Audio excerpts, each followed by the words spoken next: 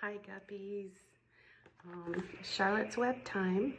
We are on chapter 14 called Dr. Dorian. I hope you're doing well. You have Guppy right here with us. I miss you. So Dr. Dorian.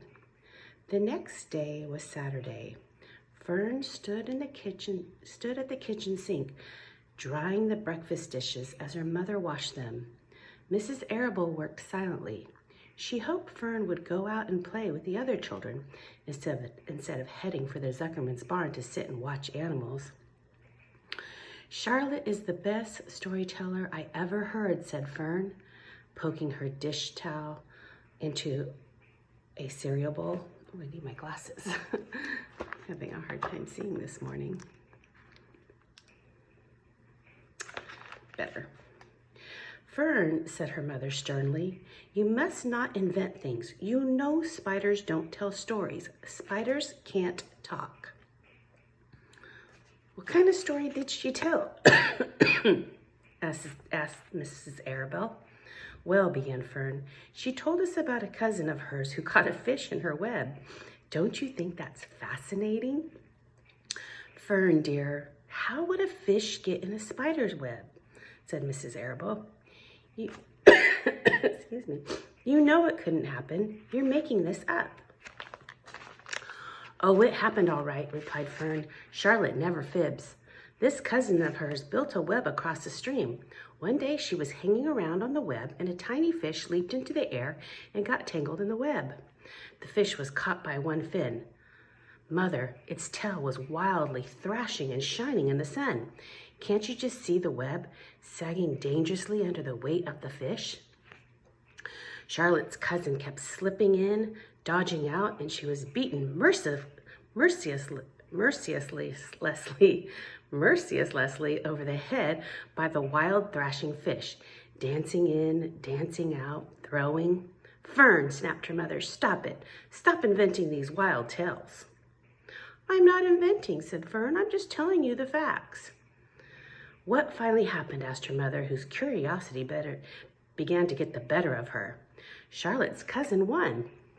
She wrapped the fish up, then she ate him when she got good and ready. Spiders have to eat, the same as the rest of us." "Yes, I suppose they do," said Mrs. Arable vaguely. "Charlotte has another cousin who is a balloonist.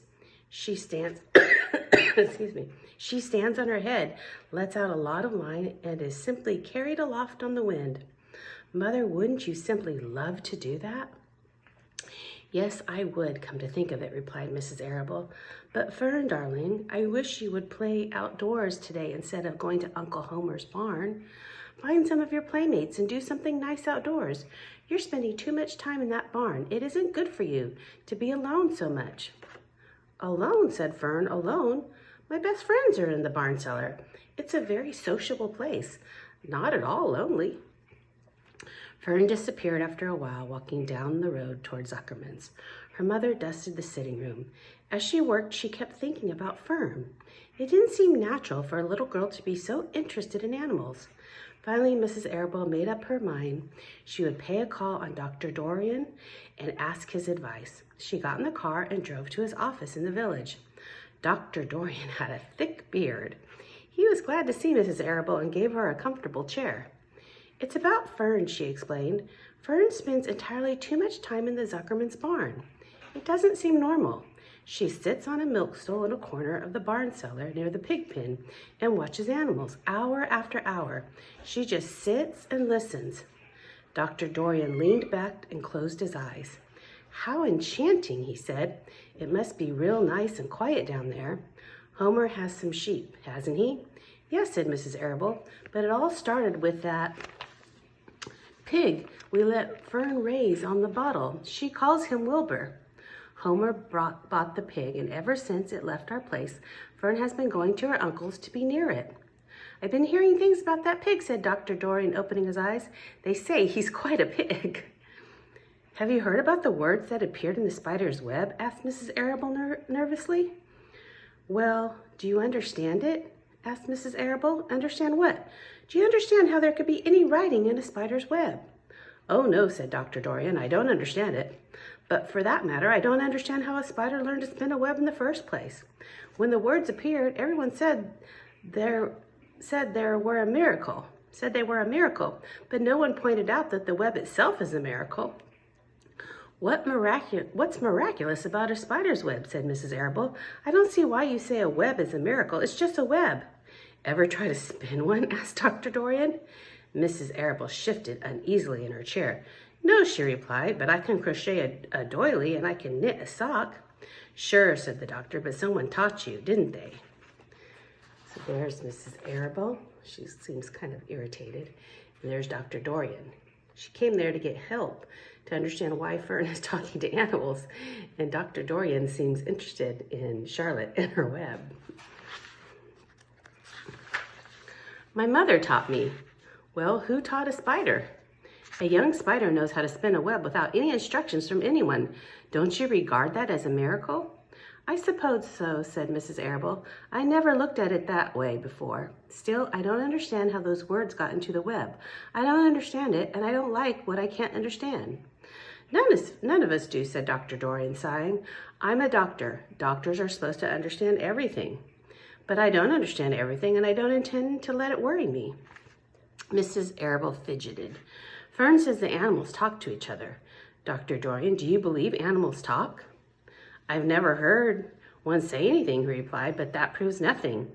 It is quite possible that an animal has spoken civilly to me and that I didn't catch the remark because I wasn't paying attention." Children pay better attention than grown-ups. If Fern says that the animals in Zuckerman's barns talk, I'm quite ready to believe her. Perhaps if people talk less, animals would talk more. People are incessant talkers. I can give you my word on that. "Well, I feel better about Fern," said Mrs. Arable. "You don't think I need to worry about her?" "Does she look well?" asked the doctor. "Oh, yes." "Appetite good?" "Oh, yes, she's always hungry." "Sleep well at night?" "Oh, yes." "Then don't worry," said the doctor. "Do you think she'll ever start thinking about something besides pigs and sheep and geese and spiders?" "How old is Fern?" "She's 8. "Well," said Dr. Dorian, "I think she will always love animals, but I doubt that she spends her entire life in Homer Zuckerman's barn cellar." "How about boys? Does she know any boys?" "She knows Henry Fussy," said Mrs. Arable brightly. Dr. Dorian closed his eyes again and went into deep thought. "Henry Fussy," he mumbled. Remarkable. Well, I don't think you have anything to worry about. Let Fern associate with her friends in the barn if she wants to. I would say offhand that spiders and pigs were fully as interesting as Henry Fussy. Yet I predict that the day will come when even Henry will drop some chance remark that catches Fern's attention. It's amazing how children change from year to year. "How's Avery?" he asked, opening his eyes wide. "Oh, Avery," chuckled Mrs. Arable. "Avery is always fine. Of course, he gets into poison ivy and gets stung by wasps and bees and brings frogs and snakes home and breaks everything he lays his hands on. He's fine." "Good," said the doctor. Mrs. Arable said goodbye and thanked Dr. Dorian very much for his advice. She felt greatly relieved. All right, I hope you enjoyed chapter 14. Next time it'll be chapter 15, and it's called The Crickets. All right, have a great day, guppies. I miss you. Bye.